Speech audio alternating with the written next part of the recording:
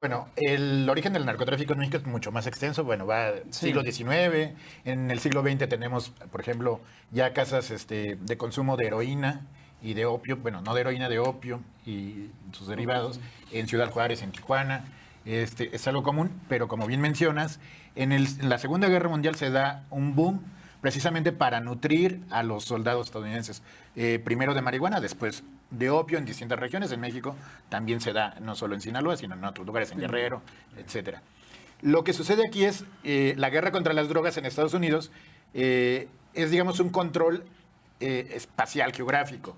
Lo mencionó bien Oscar, en una segunda parte pasa en muchos lugares por los recursos naturales. Colombia, Afganistán, México, evidentemente, Centroamérica, África. Pero en una primera parte, el control geográfico y espacial era de sus propias poblaciones.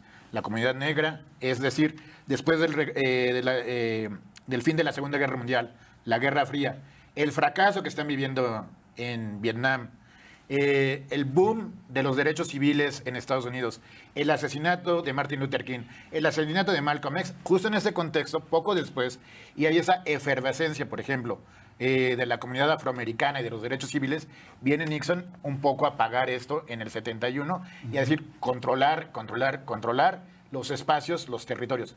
Como mencionó Oscar, los más dañados siempre es una guerra contra los usuarios, pero los más pobres, ¿no?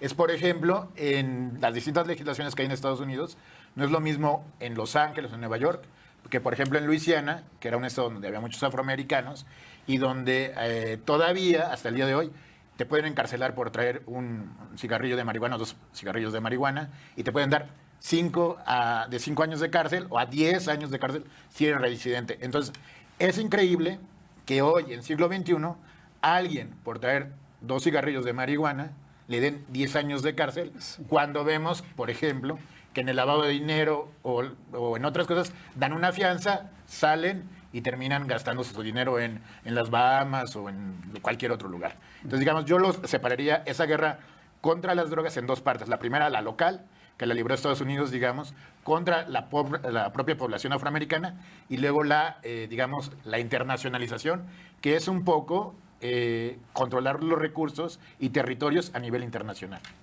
Y en este contexto, antes de